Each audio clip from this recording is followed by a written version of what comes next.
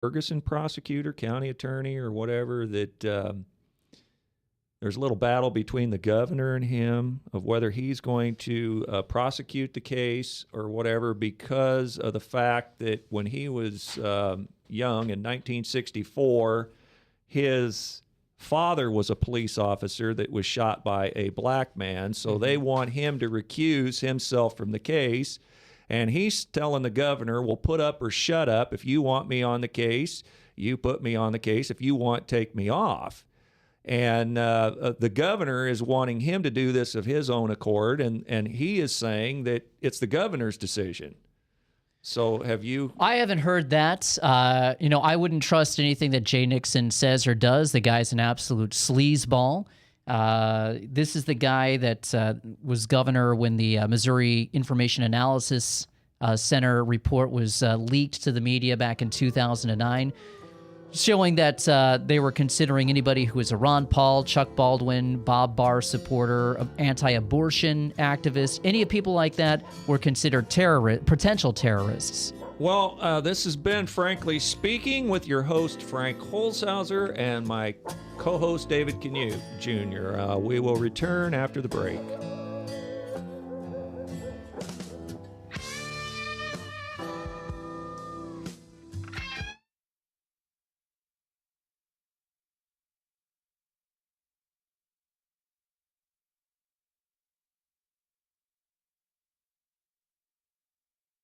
RE/MAX Real Estate Concept Studios. This is Webcast One Live. Get away from us, you mean old credit card. We don't have any more money. We're in trouble now. Save us! Help! Somebody save us!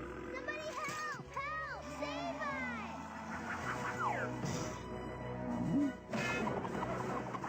Hi, I'm Tom Coates from Consumer Credit of Des Moines. If your credit card's a little too animated, give us a call. Hooray! We're saved! Consumer Credit! You're our hero! Hey, psst. Let me let you in on a little secret. You ready? Always try to do business with people, not places. Especially if you seek honest Christian business people. And when it comes to my car, I really need to trust who's working on it. Now, my family is so blessed. A few years ago, we found a family-owned automobile repair shop that operates as a Christian business also. Open, honest, reliable, trustworthy. It's AMCO on Hickman Road in front of Kmart, and it's a family-owned Christian operating business. This family treats your car as if it was their car. Everything from oil changes to transmission repair and everything in between. So the next time you feel the need to be at peace with your choice of who you can trust with your car, give AMCO on Hickman a chance to serve you. And tell them Max sent you.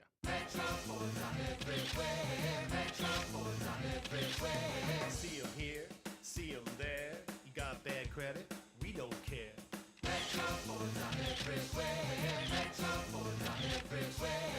Visit emetroford.com for your guaranteed credit approval. Good credit, bad credit, no credit. Everybody drives with guaranteed credit approval at emetroford.com. Visit emetroford.com today. If Tom Coates from Consumer Credit of America was your personal webmaster, Tom would filter out all bad debt emails. If Tom was your mailman, you'd never get any debt reduction junk mail. If Tom Coates was a lineman, he'd block any phone calls offering to reduce your credit card debt. Hi, I'm Tom Coates with Consumer Credit of America, and we're still your best choice for credit counseling. We're local, we're accountable, and we can do more. You make the call when the time's right for you. When it comes to competition, there really is none for Consumer Credit of America.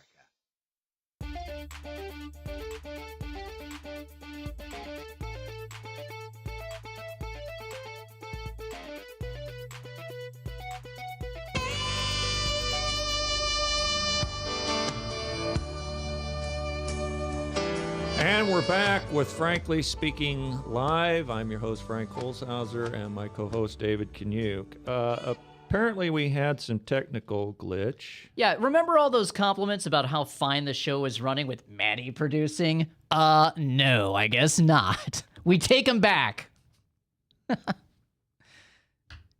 Okay. Then. All right, I take him back. Frank doesn't. All right. Well, He's the good cop. I'm the bad cop. good cop, bad cop. That's why I'm wearing black. Okay. Well, we don't know exactly what it was, so we will just kind of give an overview of what we was talking about. We was discussing the situation in Ferguson, Missouri. So we were talking about provocateurs coming in, agitators coming in, trying to tune this into something much bigger than what it has ended up being. The militarized police response, and then Governor Jay Nixon, I'm thunderstruck by how militarized the police are, when he's the one that helped ordered all of the equipment for police in Missouri. Well, the governor made a very objectionable, eye-opening statement that he was wanting a vigorous prosecution of this cop. And, he wasn't saying he wanted a vigorous investigation. Mm-hmm. He wasn't saying that he vigorously wanted the facts to come out. It looked like to me that he was pandering to the protesters a little bit. Yeah. So we was mentioning in all of this, the overview of it, that most of the agitators, most of the people that's arrested seem to be out of state. Right. And the police response was for the most part ridiculous. They weren't trying to go after the agitators or anything. There was a reporter who found like a bunch of Molotov cocktails that were stashed somewhere. They've got video of him going up to the cops saying, "Hey, you need to check this out. They got a bunch of glass bottles over here." Cop just ignores him. Goes up to another cop. "Hey, I just told this guy over here there's a bunch of bottles over here. They're going to use them. I told this guy, I just want you to," he doesn't seem to be taken seriously. They just ignore him. They were under orders to kind of stand down and try and get this thing going. They were under orders not to target looters. There are so many different reports about how the cops just let looters do their thing, but yet the people that they do go after are the press. And that's what this whole thing was like a beta test of militarized police trying to restrict protesters and restrict freedom of the press. Well, let me ask you this, because you mentioned press, and I just had this thought, and I'm just wondering if the story is more of a story because the press is there, and if the press went home and just decided they wasn't going to give it wall-to-wall coverage, if a lot of the protests would slow down. Do you think the fact that there's 24-hour cameras panned on these conflicts now, like the other night? I think if you didn't have agitators like CNN over there, who are using crisis actors to create fake protesting scenes for Don Lemon on camera, or who are, when they get the name and address of the cop who was involved in the shooting, they actually published a map to this guy's house on CNN. Well, something that bothered me in this whole story that happened a little bit in the Zimmerman case was the photograph of the dead victim. When they come out, tend to be photographs who portray these victims as baby, angelic-faced looking Sure.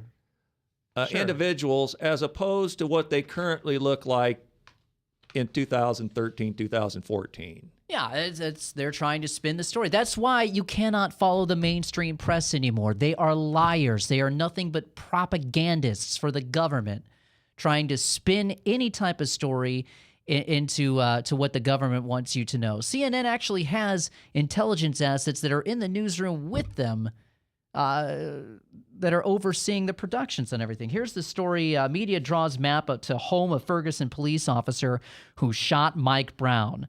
CNN broadcast a report Friday, that was last Friday, that showed the house, including the street number of the Ferguson police officer who police say shot Mike Brown. The officer has been in hiding due to death threats since the shooting last Saturday. His name, Darren Wilson, was just released Friday morning. So if, let's say, somebody went to his house and shot him because of this, could CNN be held liable for publishing his street address there? Well, that is trying to stir up problems. Yeah. it's totally different from the independent media, who's just out there trying to report on the facts of what's going on, and they're the ones that are being targeted. Now, this guy has been portrayed as a gentle giant. That's Mike, the gentle giant. He's apparently about 6'4", somewhere between 250 to 300 pounds, depending on what day he got on the scale. He's a gentle giant. Like, every giant is gentle. Every hooker has a heart of gold, know. Sure. But when the video was released and apparently this has been confirmed by the family, they admit that the video of the gentle giant shoving a store clerk out of the way, trying to get his box of Swisher Sweets out of the store that he intends on, I guess, rolling some blunts with. When that was released, why and who released that and who was responsible for releasing that, I'm not quite sure. But Al Sharpton was opining that they was trying to besmirch the character of this gentle giant. Mm-hmm. And I think it all goes to state of mind of what was going on in this guy's mind when he was approached by the cop. That's a very good point. What was going on in this guy's mind? Here's one of the big two questions that I have about this. Why have we not heard what the police dispatches were on this? And why haven't we seen an interview with that shopkeeper? Yeah? Yeah, because who else is going to have better insight into the mind of what Mike Brown was thinking than that shopkeeper that he allegedly assaulted to get those Swishers before he had that confrontation, that supposed confrontation with the cop, and was shot dead? Well, again, in the overview, I don't know if you guys caught when I said this, but Michael Parks is apparently the Benjamin Crump, Michael Parks, the same people that defended who was the boy shot in the Zimmerman? Trayvon Martin. How can I forget? That could have been Obama's son. Yes, the young lad. Michael Parks, I think, was telling Kelly on Kelly Files or whatever, maybe Greta, that the question was asked out loud, well, what happens if the cop isn't indicted? And Michael Parks said, well, he better be. Yeah. Or this could all explode into worse. But I guess my question is that I've been starting to ponder, and it goes to Elijah Cummings, it goes to Maxine Waters, it goes to these defenders, Eleanor Norton, it goes to these staunch defenders of Obama. They're always quick to mention that there's no email, there's no video, there's no link, there's no this, there's no that puts the White House in the story. They're always quick to point that out. So I was wondering to myself this week, with all the cell phones out there, the millions and millions and millions of cell phones, is it possible somebody has a video of this shooting that hasn't been released yet that may come forward like the Zapruder film in the Kennedy assassination? What if it shows the kid clearly doing something that blows their story out of the water, that he has his hands up, that he's, saying don't shoot, whatever? What would be the response of the media? What would be the response of the people on the ground? And I simply think they wouldn't care. If they had a shot of him, if they had a shot of him not doing that, or if they had a shot, whatever it shows. But I'm just saying, what if it doesn't paint the picture that the liberal media or the family is trying to paint, that the kid was giving up, and let's say he was charging the police or coming at the policeman in an aggressive manner?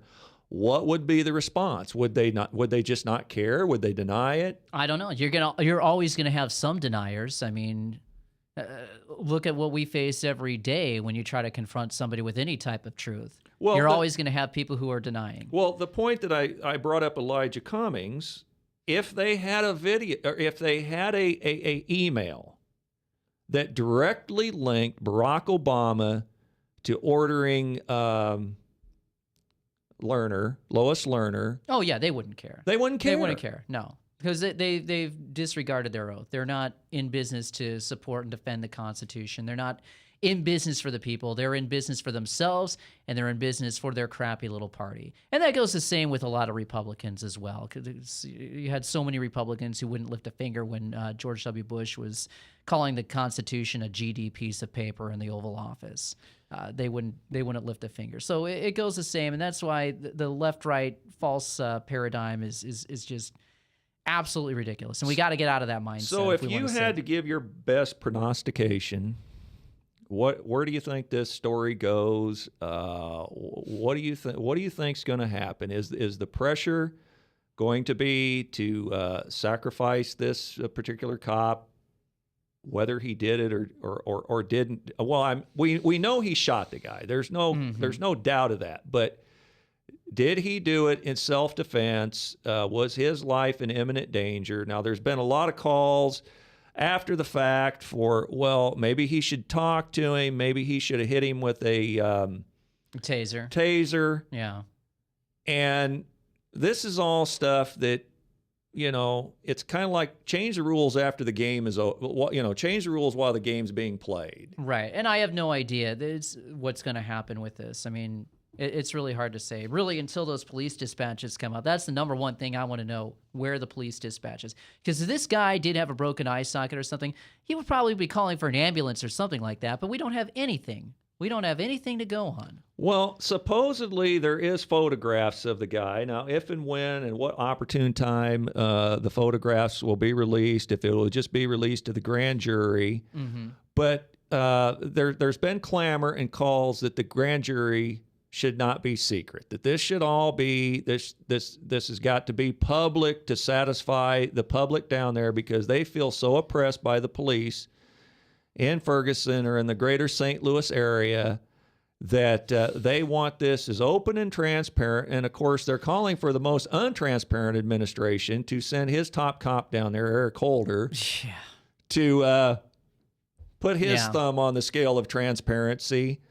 So, Mr. No Iota or whatever. Smidget. Yeah, no smidgen. That's it. There's not a smidgen of evidence. Not a smidgen of evidence. But my whole question of this is, how many murders happen in this country on a daily basis, weekly basis, yearly basis that doesn't have the thumb of the administration's top cop putting their thumb on the scale of justice? I mean, we're all not getting our equal protection under the law. What I'd like to know is why the outrage over this kid, and why not the outrage over that mother who got scared at a roadblock in D.C., tried to outrun it, was mercilessly gunned down by D.C. cops. She was a black woman, got mercilessly gunned down by D.C. cops, and then those stinking butchers got a standing ovation by those whores in Congress. Because you can't raise campaign funds on that story. I don't know. I mean, why wasn't the black community outraged at that? That was a far more egregious incident. Well, this has been Frankly Speaking Live with your host, Frank Holzhauser, and my co-host, David Kaniuk, and we will return to pick that story up after the break. From the RE/MAX Real Estate Concept Studios, this is Webcast One Live. I'm Brian Leach, owner and general manager of Service Legends. I brought along a couple of the home comfort heroes. Hi, I'm Tammy Wells. I am Nick Wondershide. I am administrative manager. I am the senior technician from Service Legends. It seems like every good thing, when you feel it to the bone that it's good, there's a lot of hard work put behind it. I don't think that you can fake it and have it turn out good. You know, if we seemed like, okay, that's just weird, it's just a furnace, why would you believe so deeply in a furnace? It's not just that, you know, we want to show the world that you can have good service. Yeah, I mean, it's your home.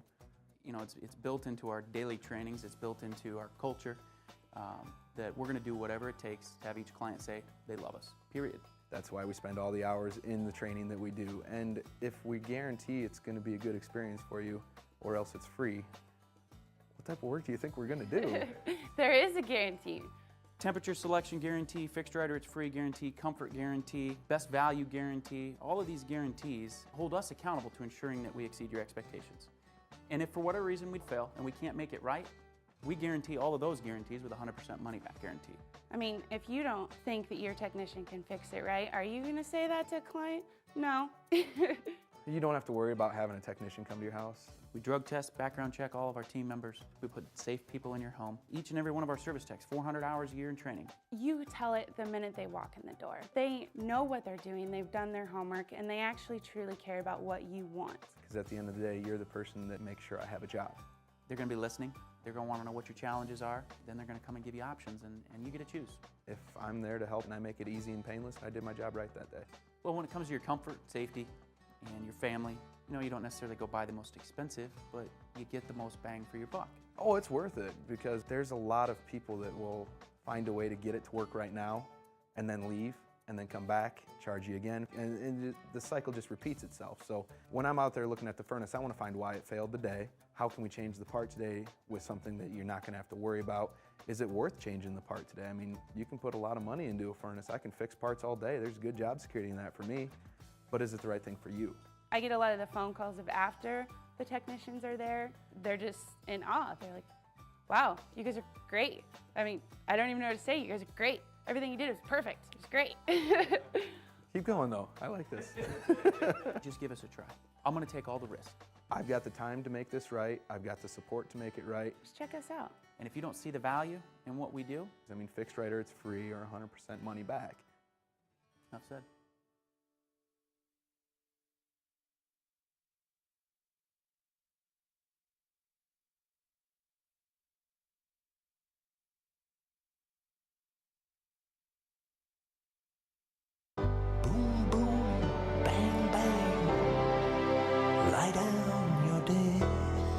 And we're back with Frankly Speaking Live. I'm your host, Frank Holzhauser, my co-host, David Kaniuk.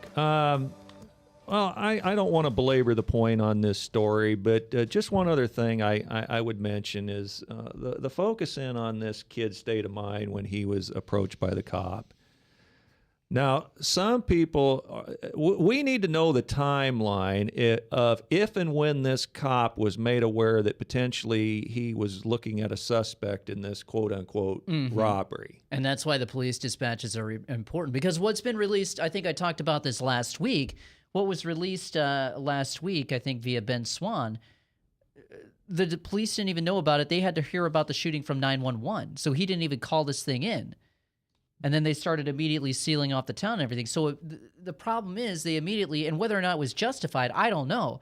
But the thing is they immediately started acting guilty, and that started helping fan the flames of protest and discontent. Well, if you was happen to be high on marijuana, which is entirely possible, and if he had any kind of paranoid tendencies to start with, and you got a cop approaching you, and you've just robbed a convenience store, it all goes to the state of mind of how this kid was reacted. Now they're saying that some people are coming out, supposedly this post that Mac put up, that yes, this guy did punch the cop in the face, and they were fighting for the gun inside the car. Now supposedly a gunshot went off in the car. We need to know if there's a gunshot in the car. Is there a bullet hole in the car?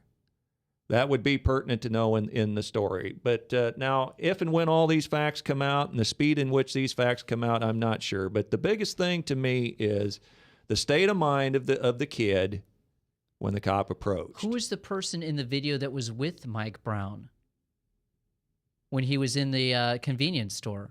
We haven't heard word one about this person. Well, that's apparently the eyewitness that originally said that he was giving up and saying don't shoot. And was shot I hadn't in the heard back. that. Yeah, I hadn't heard that. Yeah, I know I've heard his name, but yeah. The police have handled this terribly, and then they focus more on showing a display of militarization, and they've done more to try and stop the press from reporting, the independent press from reporting, than they have to have a sense of calm or anything in Ferguson. They've done more to exasperate the situation than they have to help the situation. And I am certain that that's coming via direction from the Justice Department, from Eric Holder, because the Obama administration would love for a race war or any type of civil war to get started in this country. They would love that.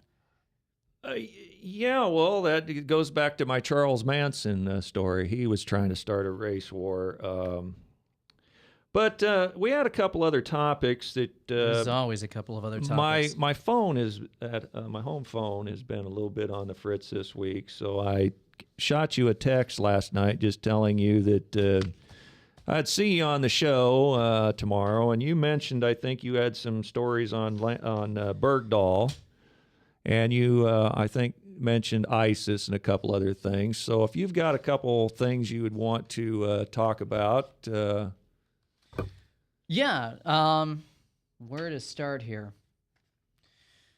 Well, let's start. Well, as I was driving into the studio today, I noticed a bunch of storm clouds forming in the south, big old thunderheads, and I was kind of struck with what a great analogy. What a great analogy this storm building in the south that I see outside. What a great analogy is that to the storm that we have building to the south of us right now in the border regions, with the border wide open, providing a pretext for anybody to come into this country. And now we've got the horrific butchering of that reporter, and his name escapes me now. Of course, I can't remember. Foley. Foley. Okay, James Foley. Yeah, isn't that it? I think so. Okay.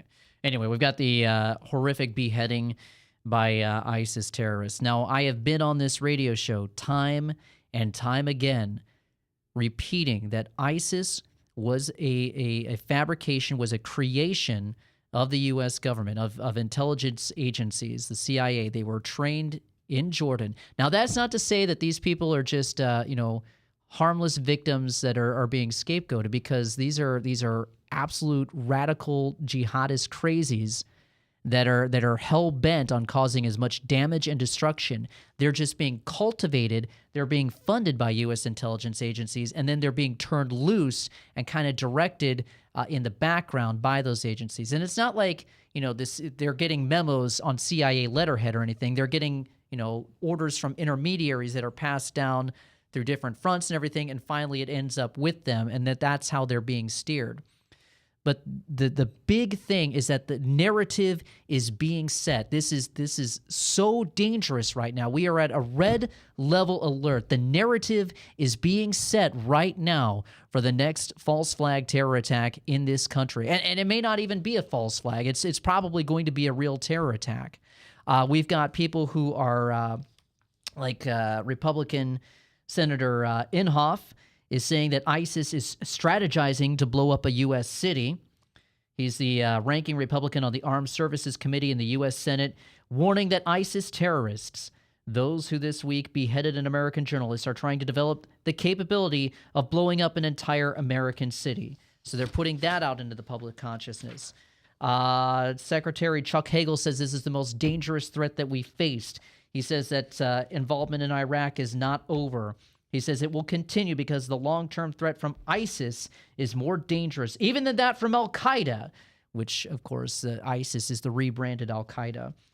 He says that ISIS is more than just a terrorist group. They marry an ideology with a sophistication of strategy and military prowess because they got their training from the U.S. government in Jordan. They are setting the narrative. They are setting the psychological operation, getting you ready for, so when the event does happen, or when the series of events do happen, we'll have this all set up. And I want to go back to stories from last year when we were trying to invade Syria. Back in early September of 2013, when nuclear warheads were illegally transferred out of Dysis Air Force Base in Texas. An anonymous high-level source inside the military confirmed that Dysis Air Force Base is actively moving nuclear warheads to the east coast of the United States. This is September 2013, in a secret transfer that has no paper trail. According to the high-level military source, who has a strong record of continually being proven correct in deep military activity, the Dysis Air Force Base commander authorized unknown parties to transfer the nuclear warheads to an unknown location that has been reported to be South Carolina, where the warheads will then be picked up and potentially utilized. And then days later, we had that little queer bastard, Senator Lindsey Graham, on CBS reporting that, well, if we don't invade Syria, then a nuclear weapon could go off in Charleston Harbor. He was on a CBS saying that if there was no U.S. response to Syria, which is not threatened the U.S. in any way whatsoever, who has been fighting the proxies that we are trying to put in there to topple Assad, he said that if there is no U.S. response to Syria, then he says that those nuclear weapons in the hands of terrorists could result in a bomb coming to Charleston Harbor. He was quite literally threatening that those, I'm saying that there is a connection between those two. So now they're setting the narrative that we could lose a city because of ISIS. And of course, once that happens, then we're going to see a total lockdown in this country. We're going to see absolute martial law. We're going to see any dissent, any type of opposition to the government completely put down as being un-American. We've got Ed Schultz saying that, let's see here, where is that story? We've got Ed Schultz on government mouthpiece MSNBC saying that, maybe we need to militarize the police because of Tea Party protesters, which Tea Party protesters, of course, have not been violent. We've got the Army, which is wargaming the situation where they're wargaming a scenario where Tea Party protesters are joining with Al-Qaeda, which anybody who has any idea of the Tea Party whatsoever will realize that that is an absolute ridiculous scenario. Ladies and gentlemen, they are coming. They are coming in the deep. They are coming to set off attacks within this country. And I just want everybody to understand and realize that when this does happen, this was not some Muslim people sitting in a cave. This was just planning this on their own. This was funded and directed by the U.S. government in order to put the full lockdown on this country. So I just want that completely out there. I want that totally exposed. And this is just very dangerous right now. Well, apparently, Chuck Hagel is about one of the men that I've seen in politics that's just so far out of his depth in his job that it's not even amusing. Mm-hmm. But he's coming out and having a stronger line from the administration that maybe they're walking back this junior varsity comment. Oh, yeah, from January. Yes, that Barack Obama said just because you don the Lakers uniform doesn't make you Kobe Bryant. Mm-hmm. They now seem to be taking this a little bit. They seem to be taking this threat a little bit more serious since ISIS said they will be flying the Muslim flag, the flag of Islam, over the White House. It's already flying over the White House. Barack Obama is a Muslim, and there's just no denying that. I want to read what Dave Hodges. He was talking about how the plot was previously exposed by Doug Hagman of the Hagman and Hagman Report. As Doug Hagman and his source predicted this past spring, ISIS would roll across Iraq and into Syria, so they want to use this as a pretext for war with Syria. And Russia and China have previously stated that if we do go into Syria, they will attack the United States. That ISIS would roll across Iraq and into Syria, thus forcing an American response as ISIS would be poised to pose a series of horrific events, i.e. false flag events, in Syria. The execution of Foley is just an example of what is to come. As predicted, this would be the impetus of World War III. The Obama administration will also use a series of domestic-based false flag events to justify inserting the American military into Syria in order to exact vengeance against this CIA front operation. And then the lead story on Drudge before I left for the studio was ISIS threatened Chicago. And I have always felt, I have said this for years, that I have felt in my gut that they would try and set off a nuclear warhead in Chicago in order to draw this emotional connection with Barack Obama. So when Barack Obama goes and goes to war and locks a country down in order to go fight these terrorists, he's doing it because his family, his friends, and everybody in his hometown were all killed. Well, apparently, Chicagoites, if that's what you call them, apparently think that once Obama left Illinois and went to D.C., that he's basically ignored and forgotten them for dead. So we shall return after the break. This has been Frankly Speaking Live with your host, Frank Holzhauser, and co-host David Kaniuk.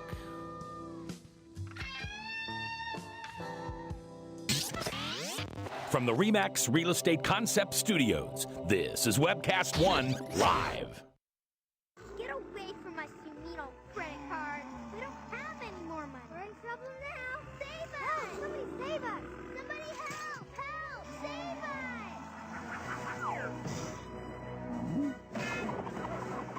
Hi, I'm Tom Coates from Consumer Credit of Des Moines. If your credit card's a little too animated, give us a call. Hooray! We're saved! Consumer Credit, you're our hero!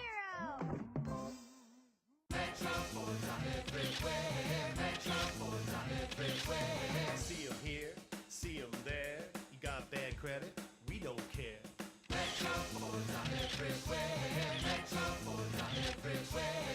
Visit emetroford.com for your guaranteed credit approval. Good credit, bad credit, no credit. Everybody drives with guaranteed credit approval at emetroford.com.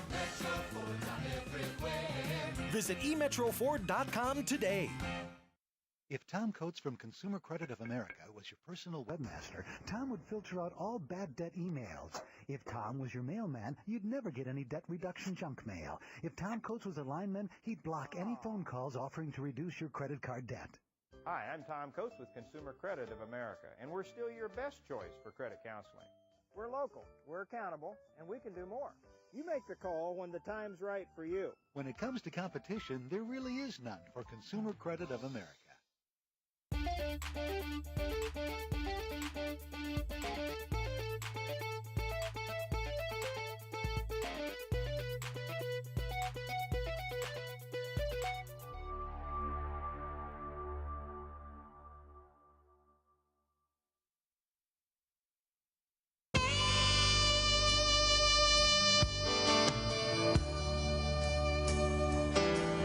And we're back with Frankly Speaking Live, and I'm your host, Frank Holzhauser, and my co-host, David Kaniuk. A little house cleaning, I guess, for our final segment here.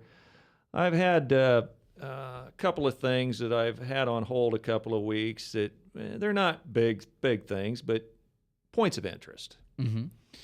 Apparently, it was I think a Democrat that had ran for governor for the state of Wyoming, I want to say, who blasted Dianne Feinstein, basically calling her a prostitute under a street lamp with her skirt up for the NSA. Yep. Until they turned it on her and her colleagues in the Senate. That she knew about this spying all along and that it was A-okay with her. Yeah. Until the dirty rats went and spied on her. No, that's a fine analogy. I mean, what did they think? Anybody, I don't care if you're a Democrat or Republican, anybody who supported this expansion of a totalitarian surveillance state, what did you think was going to happen? Did you think, we're the good guys. It's just like that second Batman movie. He's just Lucius Fox is just gonna turn off the machine when it's all over. No, that's not what it's like. I mean, they're setting up a totalitarian hellhole, and then they get shocked when it turns on them. What did you expect? If you look throughout history, every communist takeover that has occurred, they have once they're done taking over, once they're done slaughtering millions of people, they always turn on the people who helped them take over because they know that those people are the least trustworthy of them all. Well, and then a little other thing that I was kind of a point of interest, that the little stalemates and things that was going on over in Syria. Mm-hmm. And we was trying to get Assad to stand down from his chemical weapons, and of course Putin stepped in, and there was a little battle going on there. But the point was brought up that Syria is the last Navy seaport of the former Russian Empire. Mm-hmm. They have they pulled out of that seaport though during the tensions last year. Okay. They pulled mostly out of that seaport. Well, I thought they was still in there, but I guess it goes to the point that I've been making for a couple of weeks that, in essence, we're still fighting the Cold War. That wherever we think there's a spread of communism, we're going to jump in. We're going to try to stalemate that. And so, in essence, we're still fighting Cold War strategy. The Cold War never ended, and I've been watching. I've been following this since maybe 2006. I've been watching the slow ramp up of tensions between Russia and the U.S.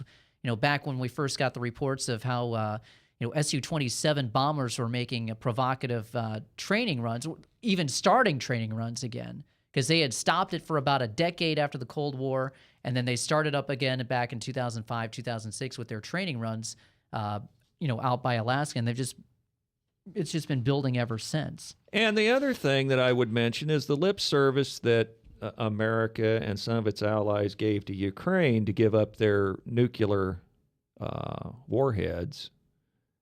That they would, I would assume they were given some promise that they would be under an umbrella of protection by the United States and its allies. I'm wondering if they wish they would have kept a hold of their nukes. Yeah, I don't know. I know that the U.S. helped foment the overthrow of the government that was in Ukraine and installed a neo-Nazi fascist regime in Ukraine, and that's what has set off the latest round of tensions between Russia and the U.S. Now, you had a little update on the Bergdahl story. I wanted you to... Oh, yeah. Just this week. Let me see if I can find that again. Let's see. The Government Accountability Office reported that Obama did break the law with that Bo Bergdahl swap. Of course, Bo Bergdahl was the American Taliban supposed American Taliban who was in captivity in Afghanistan for years and was suddenly released for 5 prisoners from Guantanamo Bay because of severe health risks to Bergdahl. Of course, no one was swapped out for poor James Foley, who got beheaded. Gomer Pyle would say, "Surprise, surprise, surprise." Yeah. President Obama violated a clear and unambiguous law when he released 5 Guantanamo Bay detainees in exchange for Army Sergeant Bo Bergdahl, the Government Accountability Office reported Thursday. The Department of Defense violated Section 8111 because it did not notify the relevant congressional committees at least 30 days in advance of the transfer, the GAO report said. In addition, because DoD used appropriated funds to carry out the transfer when no money was available for that purpose, DoD violated the Anti-Deficiency Act. The Anti-Deficiency Act prohibits federal agencies from incurring obligations exceeding an amount available in an appropriation. So he's clearly violated the law. What's going to happen to Obama? Absolutely nothing. Well, Eric Holder's on the case. Yeah, Eric Holder's Holder's that will make you sleep easier at night. Absolutely. Here's a couple others real quick before we run out of time here. TSA, this just came out today. TSA letter admits, get this. TSA letter admits illegals allowed to fly without ID. While your wife, while your kids, while your grandmother, while everybody's getting felt up. If you're a U.S. citizen, you're getting felt up and molested at the airport. These sons of bucks who aren't even legally in this country, they're allowed to fly around the country without any type of ID. And in most cases, we're paying for their tickets too. And how do you like the TSA? They also increased security fees that you get charged on your tickets as well if you fly. So not only do you get molested, but you have to pay for it and thank them for it as well. Meanwhile, if you're not a citizen of this country, you get a royal seat. They probably fly first class too. Despite repeatedly insisting that it was not allowing illegal aliens to fly without ID, the TSA admits in a letter to Representative Kenny Marchant that a notice to appear form alone is sufficient documentation for an individual to board an airliner. Last month, at the height of the furor over the border situation, it emerged that the federal agency was allowing undocumented immigrants to fly without ID.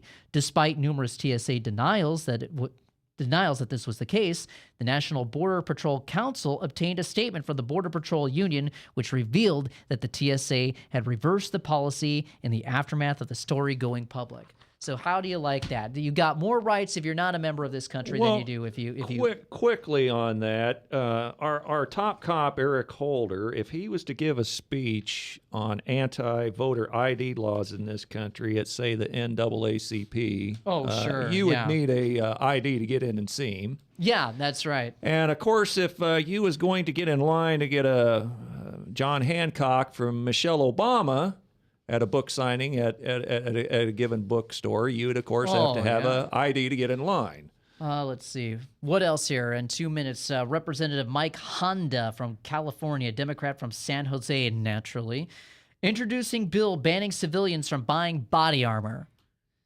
Representative Mike Honda has announced legislation that would block civilians from accessing military-grade body armor. They don't want any type of resistance when, if we do have ISIS coming in this country that's going to start shooting people in shopping malls and everything like that, don't you think we should be allowed to defend ourselves? No. Oh, of course not. Just the government. Yeah, but Mike Honda introduces bill banning civilians from buying body armor. Go to Infidel Body Armor and order some before it's illegal to do so. Here's that story. MSNBC host maybe cops need military gear to deal with anti-government groups.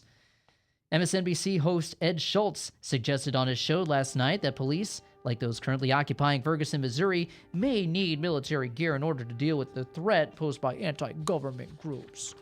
They don't want any resistance whatsoever.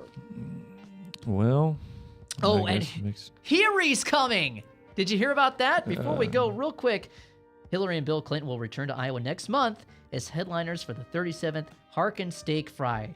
That's going to be... It doesn't say. Well, she left the state last time owing Hy-Vee a bunch of money on catering, I believe. Oh, really? And she took a swipe when she left the state, and Obama had beaten her here, saying that Iowa was just not diverse enough. How would you like to get a posse together and have a citizen's arrest? No, I'm serious. I am serious about that. Yeah, well... Let's get that going. This has been Frankly Speaking Live with your host, Frank Holzhauser, and as always, my cantankerous co-host, David Canuck Jr. We will see you next week.